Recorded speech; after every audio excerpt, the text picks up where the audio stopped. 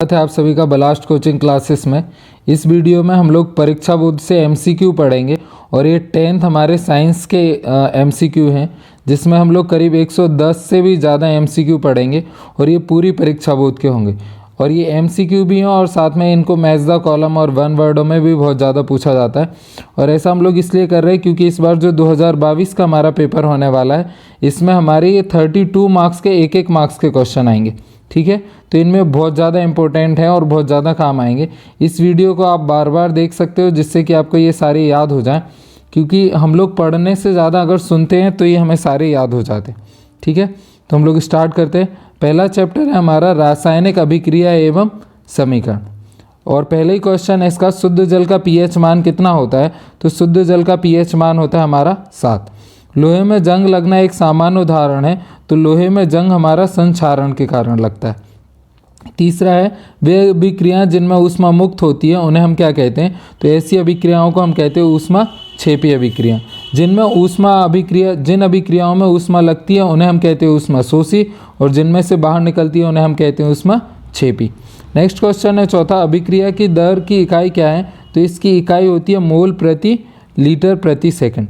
पांचवा क्वेश्चन है, निम्नलिखित में से भौतिक परिवर्तन कौन नहीं है? तो एलपीजी में आग लगना एक रासायनिक परिवर्तन है, या एलपीजी का जो दहन होना वो एक रासायनिक परिवर्तन है, और बाकी के ये सब भौतिक परिवर्तन है। तो कौन सा भौतिक परिवर्तन नहीं है? एलपीजी का दहन होना। नेक्स्ट हमारा सेकंड चैप्टर है जिसका नाम है हमारा अम्ल, क्षार एवं लवण, यानी एसिड, बेस और साल्ट। इसका पहला क्वेश्चन है हमारा, नींबू के रस की प्रकृति क्या होती है? तो जो नींबू का रस होता है उसका पीएच मान हमारा 7 से कम होता है, इसलिए कैसा होता है? अम्लीय होता है। अगर एक बार हम पीएच स्केल को देखें तो पीएच स्केल हमारी 1 से लगा करके 14 तक जाती है। तो जो 1 से लगा करके हमारी 7 तक होते हैं इनको हम लोग क्या बोलते हैं? अम्ल यानी एसिड। और जो हमारा 7 से लगा करके 14 तक जाता है इसको हम लोग क्या बोलते हैं? बेस यानी क्षार। ठीक है, तो ये हमारा जो नींबू होता है वो 1 से लगा करके 7 तक के बीच में आता है, तो ये कैसा है? एसिडिक है। नेक्स्ट है हमारा सेकंड क्वेश्चन है, एक घोल का पीएच मान 4 है, तो ये घोल हमारा कैसा होगा? तो इसका पीएच मान 7 से कम हो गया, तो ये हो गया हमारा अम्लीय। क्षारीय घोल का पीएच मान क्या होता है? तो जो क्षार होता है इसका पीएच मान क्या होगा? हमारा 7 से ज़्यादा होगा। चौथा क्वेश्चन है, यदि कोई व्यक्ति अत्यधिक भोजन करने के कारण अम्लता से पीड़ित होता है तो कौन सा उपचार उसको सुझाएंगे? तो अगर किसी व्यक्ति को अम्लता से ज़्यादा पीड़ित हो रहा है तो वो बेकिंग सोडा का सॉल्यूशन बना करके पी ले, यानी बेकिंग सोडा का विलयन यूज़ करेगा तो उसको जल्दी राहत मिल जाती है। तो इसके लिए हम कौन सा सुझाव देंगे? Baking soda. पांचवा क्वेश्चन है, चाकू द्वारा आसानी से कौन सा पदार्थ काटा जा सकता है? तो चाकू से आसानी से हम कौन सा काट सकते हैं? सोडियम। ठीक है, मैं इसके ऑब्जेक्टिव को केवल पढ़ रहा हूँ और राइट आंसर पढ़ रहा हूँ जिससे कि आपका टाइम ज़्यादा कंज्यूम ना हो। और आप भी जब इसको याद करोगे तो ऐसे कि केवल राइट करो और बाकी के रॉन्ग को क्या कर देना, हमें छोड़ देना, क्योंकि अगर हम वो भी पढ़ेंगे तो फिर इसमें हमारा टाइम भी ज़्यादा कंज्यूम होता है और हमें समझ में भी नहीं आता। नेक्स्ट हमारा थर्ड चैप्टर, तो थर्ड चैप्टर हमारा क्या है? धातु एवं अधातु, यानी मेटल और नॉन मेटल। पहला क्वेश्चन हमारा, सोने और प्लेटिनियम को गलाने वाले अम्ल का नाम बताओ। तो ये हमारा एक्वा रेजियम। ठीक है, नेक्स्ट क्वेश्चन हमारा, कौन सी धातु ठंडे जल के साथ अभिक्रिया कर लेती? तो ठंडे जल के साथ हमारा पोटेशियम अभिक्रिया कर लेता है। तीसरा क्वेश्चन है, अत्यधिक क्रियाशील धातु कौन सी है? तो जो हमारी अत्यधिक क्रियाशील धातु होती है उसको हम लोग कहते हैं सोडियम। नेक्स्ट हमारा फोर्थ क्वेश्चन, द्रव अवस्था में पाई जाने वाली धातु। तो द्रव अवस्था में हमारा क्या पाया जाता है? मरकरी यानी पारा। ऊष्मा की सबसे अधिक चालक धातु कौन सी है? तो ऊष्मा की सबसे अधिक चालक धातु होती है हमारी कॉपर।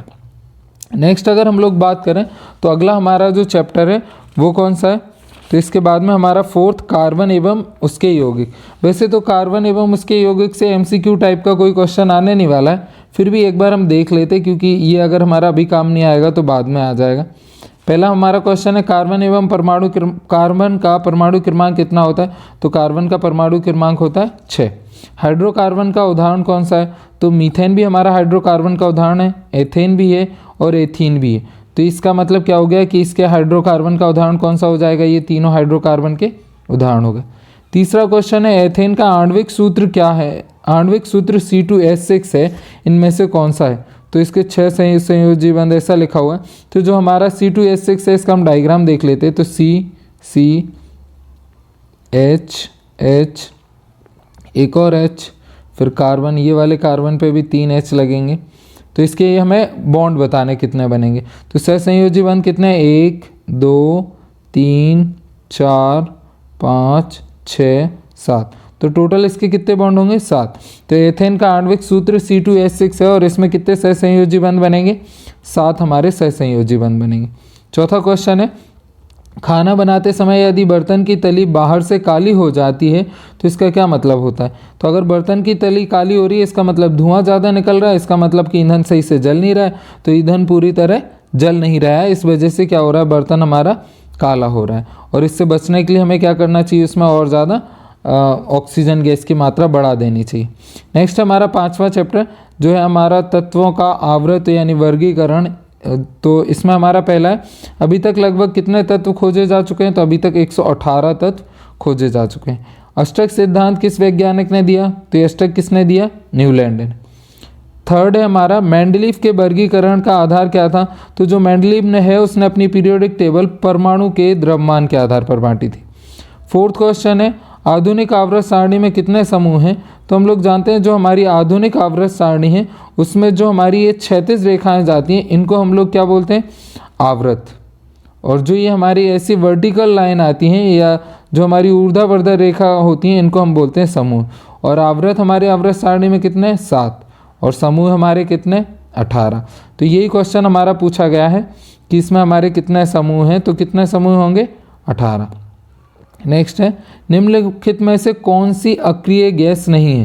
तो हीलियम हमारी अक्रिय गैसेस है, जीनोन है, नियोन है। ये कैल्शियम हमारा जो है वो अक्रिय गैसेस नहीं है। तो इसका आंसर क्या होगा, कैल्शियम।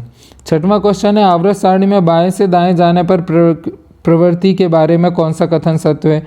तो तत्वों का धात्विक प्रकृति घटती है, संयोजकता इलेक्ट्रॉनों की संख्या बढ़ जाती है, ये भी होता है। परमाणु आसानी से इलेक्ट्रॉन का त्याग कर देता है, ये गलत है, क्योंकि जैसे जैसे हम दाएं से बाएं की तरफ जाते हैं तो वो आसानी से इलेक्ट्रॉन का त्याग नहीं करता है। फिर इसके बाद में नेक्स्ट है, इसके ऑक्साइड अधिक अम्लीय होते हैं। तो हाँ, इसके ऑक्साइड भी अधिक अम्लीय होते हैं। तो पहला और दूसरा और तीसरा सही है, मतलब इसका आंसर हमारा क्या हो जाएगा, सी वाला। नेक्स्ट है हमारा, तत्व के X1 HCl2 वाला एक क्लोराइड बनाता है। तो एक ठोस जिसका गलनांक अधिक है आवर्त सारणी में तत्व संबंधक किस समूह के अंतर्गत होगा। तो ये किस समूह के अंतर्गत होगा, मैग्नीशियम के अंतर्गत होगा। इसके बाद में नेक्स्ट हमारा चैप्टर है 6 चैप्टर है। अब हमारी केमिस्ट्री खत्म होगी, बायोलॉजी स्टार्ट होगी। तो इसका पहला है हमारा जैव प्रक्रम। तो जैव प्रक्रम में हमारा क्या है, परजीवी मृतजीवी सहजीवी एवं कीट भक्षी पौधे जो होते हैं वो सामान्यतः रूप से कैसे होते हैं। तो ये सारे हमारे कैसे होते हैं, परपोषी होते हैं। इस वीडियो को मैं फटाफट बताते जा रहा हूँ क्योंकि इसके 100 MCQ हम लोगों को करने हैं और टाइम ज़्यादा कंज्यूम हो नहीं, इसलिए फटाफट पढ़ते जा रहा हूँ। आप लोग इसको अपने हिसाब से इसकी स्पीड बढ़ा करके या स्लो करके देख सकते हो, ठीक है, जिससे आपका टाइम भी कंज्यूम नहीं होगा ज़्यादा और आपको याद भी हो जाएगा। इसको जब भी आप फ्री होते हो वीडियो को पूरा देख लिया करो, या फिर ऐसा कि लगा करके रख दिया और कानों में हैंड फ्री लगा ली, जिससे कि आप सुनोगे तो भी आपको ये सारे याद हो जाएंगे। तो जब जब रिवीजन करना पड़े तब इसको बस ऐसे ही यूज़ कर सकते हो, इसीलिए मैं बता रहा हूँ इसको। नेक्स्ट हमारा सेकंड क्वेश्चन, प्रकाश संश्लेषण किसकी दर सबसे अधिक किस प्रकाश में होती है। तो प्रकाश संश्लेषण सबसे अधिक लाल प्रकाश में होता है। राइजोबियम कैसा जीवाणु है। तो राइजोबियम जो है वो पौधे को क्या देता है, नाइट्रोजन फिक्सेशन करता है और पौधा इसको खाना देता है। तो ये किस टाइप का है, सहजीवी। वसा को वसीय अम्ल में कौन बदल देता है। तो जो हमारा वसा होता है उसको वसीय अम्ल में ये लाइपेज होता है, ये वसा को वसीय अम्ल में बदलता है। नेक्स्ट है, जल का अवशोषण कहाँ होता है। तो जल का अवशोषण हमारा सबसे ज़्यादा कहाँ होता है, बड़ी आंत में।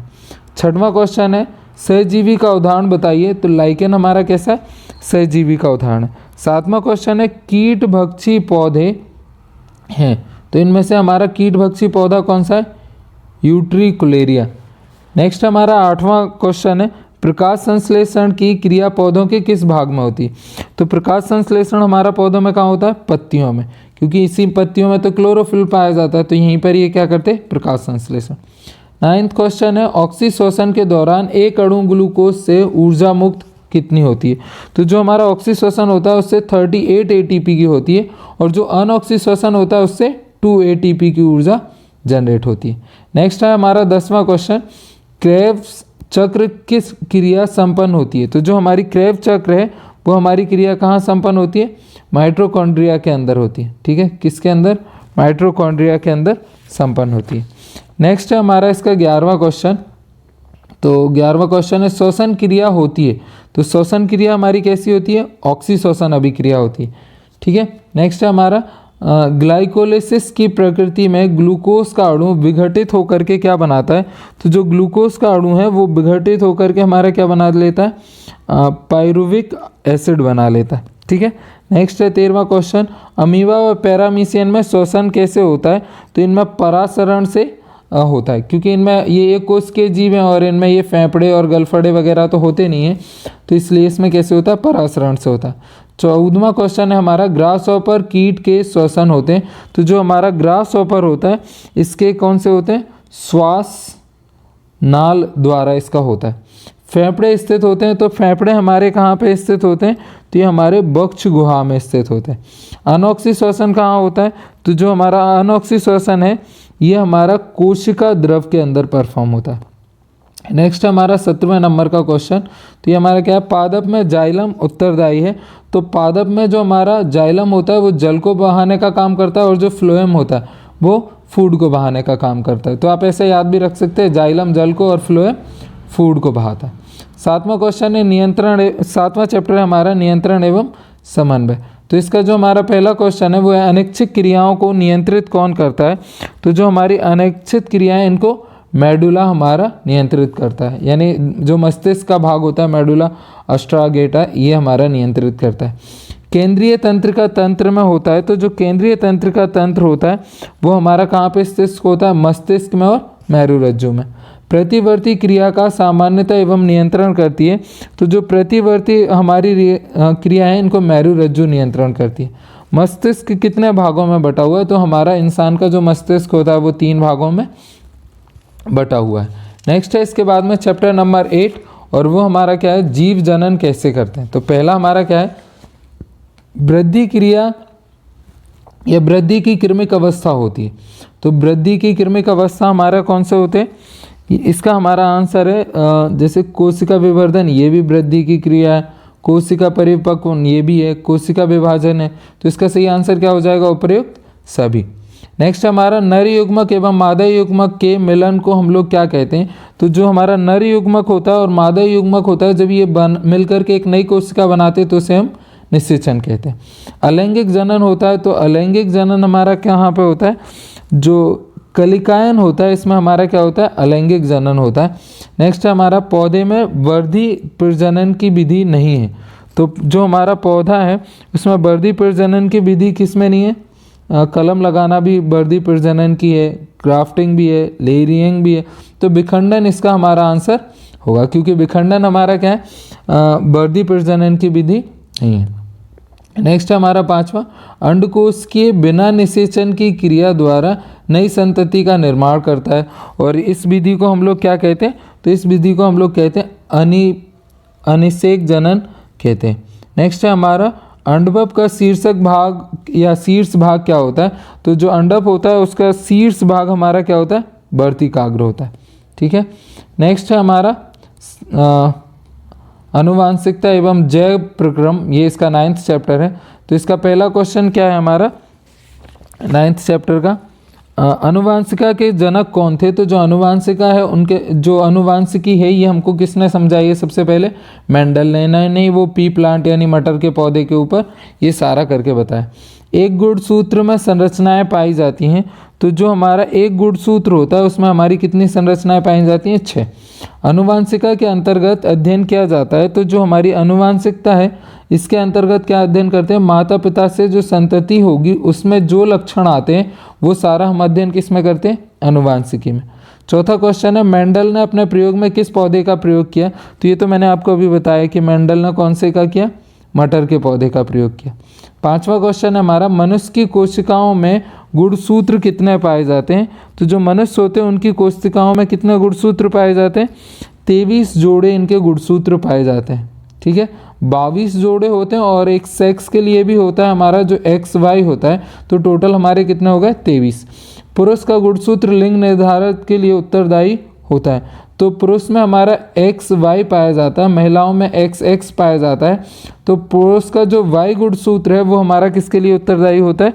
लिंग निर्धारण के लिए उत्तरदायी होता है। तो ये बना था हमारा क्या है? XY। तो इसका आंसर हमारा क्या हो जाएगा? जो पुरुष है उसका हमारा XY लिंग निर्धारण के लिए, या पुरुष जो है वो क्या किससे बनेगा? उसका लिंग निर्धारण का जो गुणसूत्र होगा वो XY बनेगा। ठीक है। 7th क्वेश्चन है हमारा, जीवधारियों में पीढ़ी दर पीढ़ी विभिन्न लक्षणों की संरचना को कहते हैं। तो अगर जीवधारियों की पीढ़ी दर पीढ़ी विभिन्न जो लक्षण होंगे उनको हम क्या कहेंगे? अनुवांशिकता, यानी हेरिडिटी। नेक्स्ट है हमारा 8th। तो इसमें मेंडल ने एक प्रयोग में लंबे मटर के पौधे जिनमें बैंगनी पुष्प थे का संकरण बीनों पौधे जिनका सफ़ेद पुष्प थे से कराया। फिर उसके बाद में क्या है? इसकी संतति के सभी पौधों में पुष्प बैंगनी रंग के थे, परंतु उनमें से लगभग आधे बौने थे। इससे कहा जा सकता है कि लंबे तथा पौधे की अनुवांशिकता रचना निम्नलिखित थी। तो इसमें जो हमारे पौधे थे वो कैसे थे? एक तो बैंगनी रंग के थे और दूसरा इसका क्या था? आधे पौधे बौने थे। तो एक इसकी हाइट देखी गई और दूसरा इसका कलर देखा गया। तो अगर आधे पौधे ऐसे थे, हाइट में छोटे थे और कलर एक जैसा था, तो कलर का हम ये यानी ये हमारा कैसा होगा? TTWW टाइप का होगा। ठीक है। ये हमारा वो चेकर बोर्ड से हमें समझाया जाता है कि इसमें कैसा होता है। तो ये मेंडल ने जो प्रयोग किया था इसका हमारा कैसा होगा? TTWW। नेक्स्ट है हमारा प्रकाश का परावर्तन तथा अपवर्तन। तो इसका पहला क्वेश्चन है, निकट दृष्टि दोष में प्रयुक्त होता है। तो अगर किसी को निकट दृष्टि दोष है तो उसको कौन सा लेंस यूज़ करना चाहिए? अवतल लेंस। और ये अवतल लेंस हमारा कैसा होता है? ये हमारा कौन सा? अवतल लेंस। और ये वाला हमारा कौन सा? उत्तल लेंस। तो जो निकट दृष्टि दोष होती है, मतलब जिसको पास का तो दिखाई का देता है पर दूर का दिखाई नहीं देता है, तो ऐसे व्यक्ति को हमारा कौन सा लेंस लगता है? अवतल लेंस लगता है। ठीक है। नेक्स्ट है हमारा इसका सेकंड क्वेश्चन।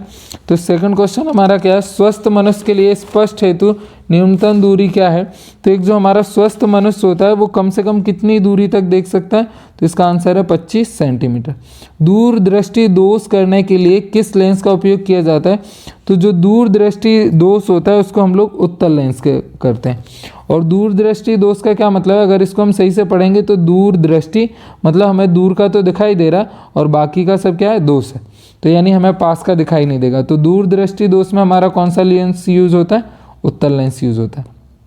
चौथा है हमारा, गोलीय दर्पण का दर्पण सूत्र होता है। तो दर्पण हमारा कोई सा भी हो, जो गोलीय दर्पण होता है उसका दर्पण सूत्र क्या होता है? हमारा 1/f = 1/v और माइनस नहीं, लेंस का होता है हमारा 1/v माइनस 1/u = 1/f, लेकिन दर्पण का हमारा क्या होगा? 1/f = 1/v + 1/u।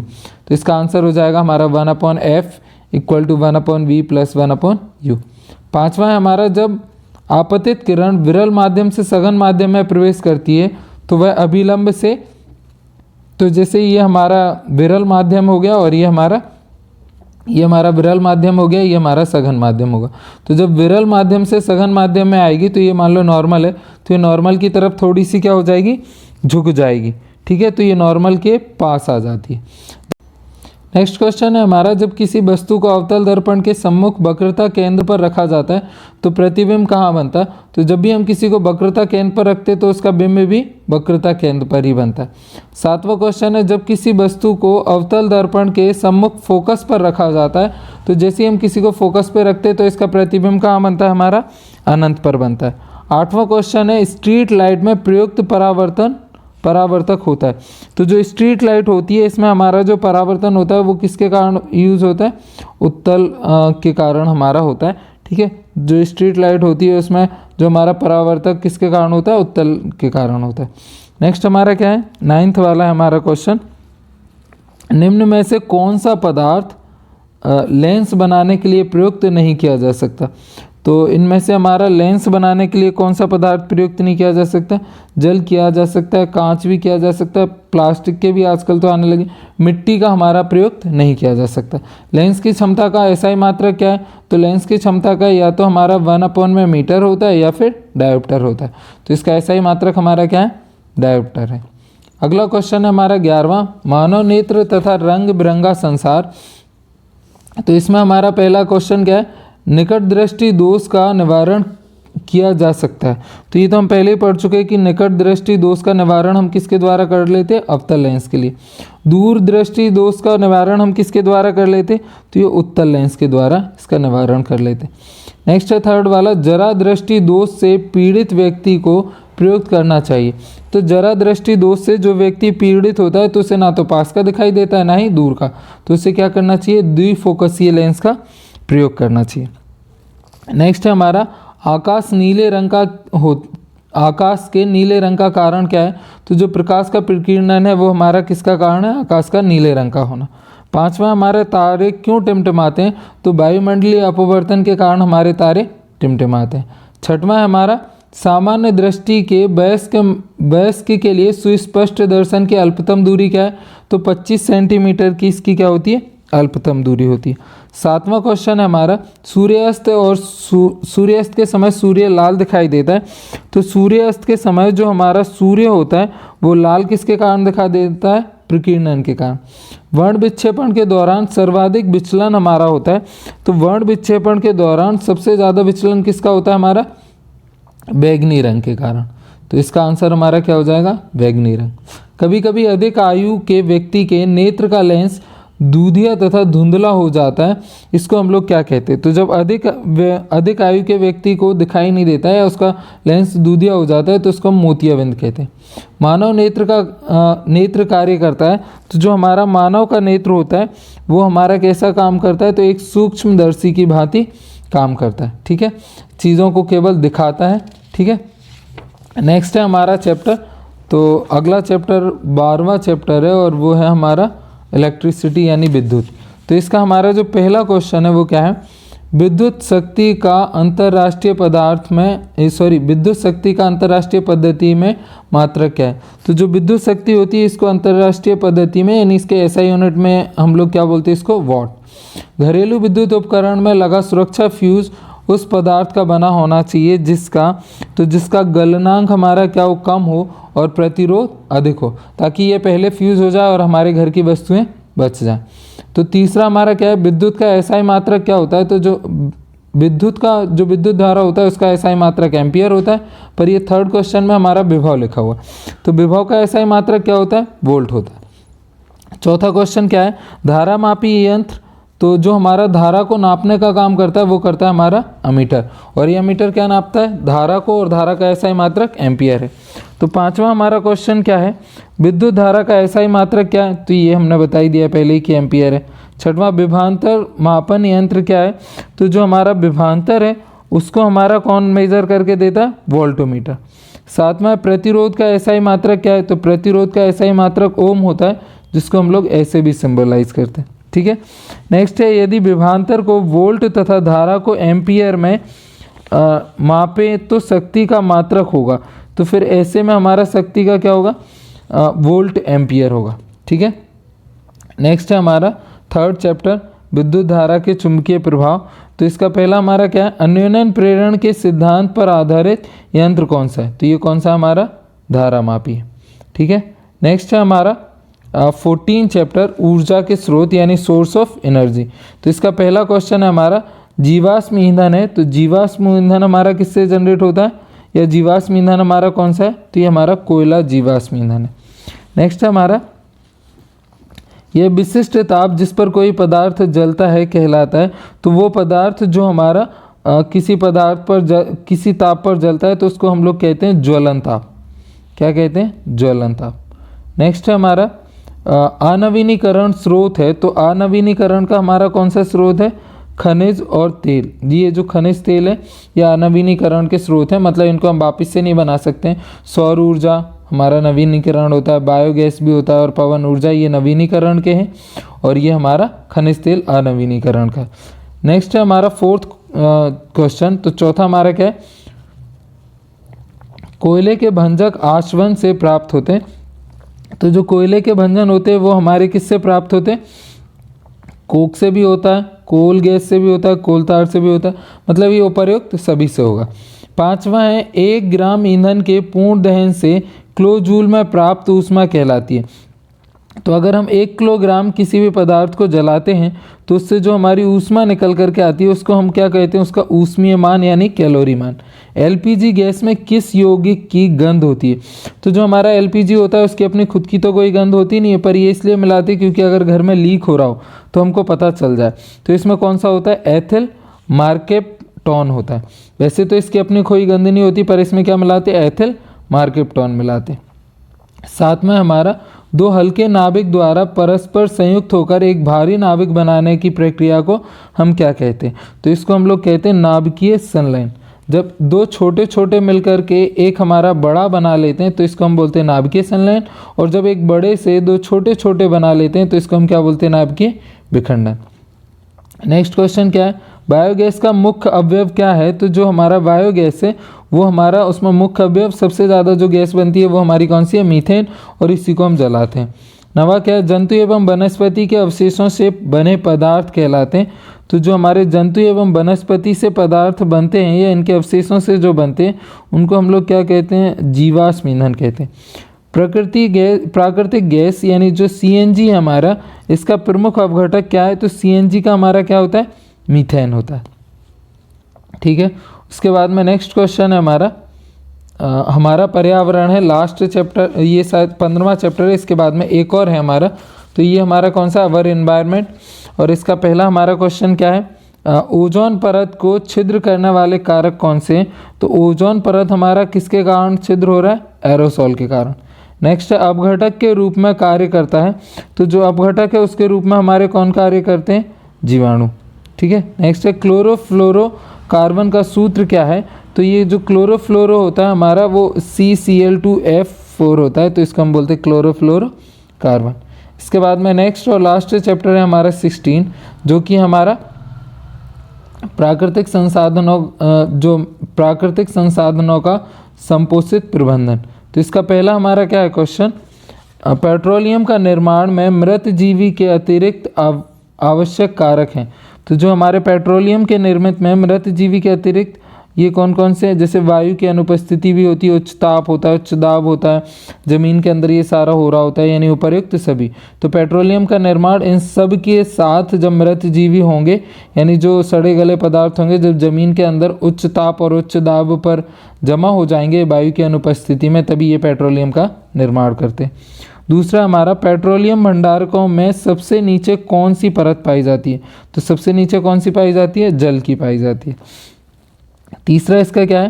पेट्रोलियम का संघटक है। तो पेट्रोलियम का पैराफिन मोम भी है, स्नेहक तेल भी है, पेट्रोलियम गैस भी है, इसका मतलब उपर्युक्त सभी है।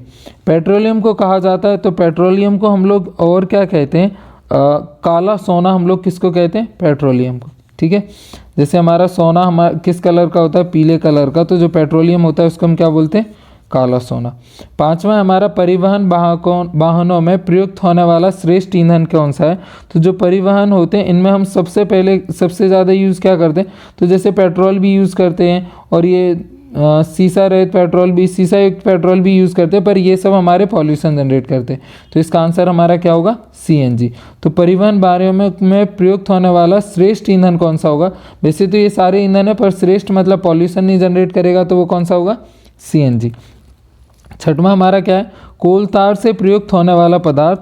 तो जो हमारा कोलतार है उससे हमारा कौन सा पदार्थ प्रयुक्त होता है? तो इसमें हमारा नैप्थलीन भी प्रयुक्त होता है, विस्फोटक भी होता है, सुगंध भी होती है, यानी उपर्युक्त सभी होता है। तो कोलतार से हमारा ये सभी प्राप्त होता है। कार्बनीकरण की प्रक्रिया से बनता है। तो जो हमारा कार्बनीकरण है ये हमारा कोयले की प्रक्रिया से बनता है। कार्बनीकरण प्रक्रिया से हमारा क्या बनता है? कोयला बनता है। ठीक है, नेक्स्ट हमारा क्या है? 8वां, विश्व का पहला तेल का कुआं अमेरिका पेनसिल्वेनिया में कब खोदा गया? तो जो विश्व का पहला कुआं है वो हमारा सन 1859 में खोदा गया। भारत में तेल क्षेत्र नहीं है, तो भारत में तेल क्षेत्र कौन सा नहीं है इनमें से? गंगा व सिंधु के मैदान नहीं। जीवाश्म ईंधन नहीं है, तो जो जीवाश्म ईंधन है वो हमारा कौन सा नहीं है? बायोगैस नहीं। बाकी का LPG और प्राकृतिक गैस और पेट्रोलियम तो हमारे जीवाश्म ईंधन है। तो ये हमारा पूरा साइंस के MCQ थे। आई होप आप सभी को समझ में आ गए होंगे, और अगर नहीं आते हैं तो आप वीडियो को बार बार भी देख सकते हो ताकि आपके एग्ज़ाम में ज़्यादा से ज़्यादा मार्क्स आएँ, क्योंकि इस बार एमपी बोर्ड सारा ऑब्जेक्टिव हो गया है। तो आपको करना क्या है, ऐसी ये वीडियो अगर आपको पसंद आई हो तो चैनल को लाइक करना है, चैनल को सब्सक्राइब करना है, वीडियो को लाइक करना है और ज़्यादा से ज़्यादा लोगों में शेयर करना है। ऐसी और वीडियो के लिए आप कमेंट कर सकते हैं। Thank you.